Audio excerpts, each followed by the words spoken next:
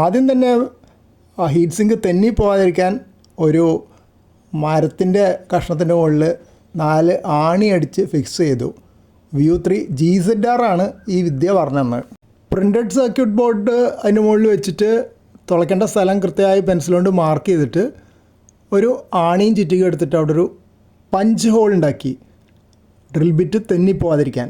തുളയ്ക്കുമ്പോൾ ഉണ്ടാകുന്ന അലുമിനിയത്തിൻ്റെ പൊടിയൊന്നും ഡ്രിൽ ബിറ്റിൽ ഒട്ടിപ്പിടിക്കാതിരിക്കാൻ വേണ്ടിയിട്ട് WD-40 അവിടെ സ്പ്രേ ചെയ്തു. എന്നിട്ട് titanium nitride coated high speed drill bit 2mm വെച്ച് തിളയ്ക്കാൻ തുടങ്ങി.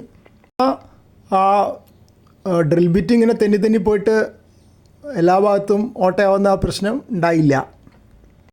ആദ്യം 2mm ഡ്രിൽ ബിറ്റാണ് ഉപയോഗിച്ചത്, പിന്നെ 2.5 ഉപയോഗിച്ചു, പിന്നെ 3 വരെ വേണ്ടി വന്നു ഞാൻ ഉപയോഗിക്കുന്ന സ്ക്രൂവിൻ്റെ സൈസിന് മാച്ച് ചെയ്യാൻ വേണ്ടിയിട്ട്.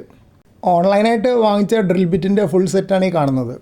പിന്നെ ആ ദ്വാരത്തു നിന്ന് പുറത്തേക്ക് തള്ളി നിൽക്കുന്ന പിഷർ പോലെയുള്ള അലുമിനിയത്തിൻ്റെ ചെറിയ പീസുകളൊക്കെ മൂവ് ചെയ്യാൻ വേണ്ടിയിട്ട് ഡ്രില്ല് ചെരിച്ച് വെച്ചിട്ട് ഹൊറിസോണ്ടലായിട്ട് ഓൾമോസ്റ്റ് ആ ഹീറ്റ് സിങ്കിന് പാരലായിട്ട് ചെറിയ സ്പീഡിൽ റൺ ചെയ്തിട്ട് അത് ചുരണ്ടി കളഞ്ഞു എന്ന് വേണമെങ്കിൽ പറയാം. അത് സ്മൂത്ത് അല്ലെങ്കിൽ അവിടെ സ്ക്രൂ ചെയ്യുമ്പോൾ മോസ്ഫെറ്റിന് കേടുവരാൻ സാധ്യതയുണ്ട്. പിന്നെ സ്ക്രൂ സ്മൂത്തായിട്ട് തിരിക്കാൻ പറ്റുമോ എന്നുള്ളത് ചെക്ക് ചെയ്തു. എന്നിട്ട് ബോർഡിന് ഷോർട്ട് വന്ന സമയത്ത് ഊരിയെടുത്ത മോസ്ഫെറ്റ് വെച്ച് സ്ക്രൂ ചെയ്ത് നോക്കി ശരിയാവുമെന്ന്. ആ ഹീറ്റ് സിങ്ക് പേസ്റ്റും പിന്നെ ആ ഒരു ഷീറ്റ് ഉണ്ടല്ലോ ഇൻസുലേഷൻ എല്ലാം കൂടെ വെച്ചിട്ട് ചെയ്ത് നോക്കി. ഹീറ്റ് സിങ്ക് പേസ്റ്റ് ഒരു സൈഡിൽ പരട്ടിയിട്ട് അതവിടെ വെച്ച് നോക്കി ആ ഷീറ്റ്. പിന്നെ മറുവശത്തും അതുപോലെ തന്നെ ഹീറ്റ് സിങ്ക് പേസ്റ്റ് പരട്ടി.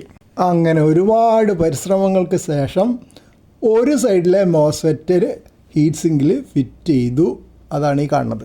ചുരുക്കി പറഞ്ഞാൽ ഇതേപോലെ തന്നെ മെനക്കെട്ട് മറ്റേ സൈഡിലും ഹീറ്റ് സിങ്ക് ഫിറ്റ് ചെയ്തു. അങ്ങനെ ഒരുപാട് നാളത്തെ പരിശ്രമങ്ങൾക്കും ഗവേഷണങ്ങൾക്കും ബാൻഡിലും ഓൺലൈനും ആയിട്ടുള്ള നിരവധി ഹാം സുഹൃത്തുക്കളായിട്ടുള്ള ചർച്ചകൾക്കൊടുവിൽ അങ്ങനെ VU2 EVQ ലീനിയർ ആംപ്ലിഫയറിൻ്റെ ഹീറ്റ് സിങ്ക് 2 ഫിറ്റ് ചെയ്തു. അപ്പോൾ ഒരു കടമ്പ കൂടി കടന്നു. ഇനിയും കടമ്പകൾ ബാക്കിയാണ്. ഇതിൽ വീണ്ടും ഷോർട്ട് വല്ലതും വന്നിട്ടുണ്ടോ എന്ന് നോക്കണം. പിന്നെ ഇൻപുട്ട് ഔട്ട്പുട്ടൊക്കെ ഫിക്സ് ചെയ്യണം, പെട്ടിക്കകത്താക്കണം, സ്വിച്ചുകൾ ഫിറ്റ് ചെയ്യണം, കുറേ പണികൾ ബാക്കിയുണ്ട്. അതൊക്കെ പിന്നീട് ചെയ്യാം. ഇന്നിപ്പോൾ ക്ഷീണിച്ചു പോയി.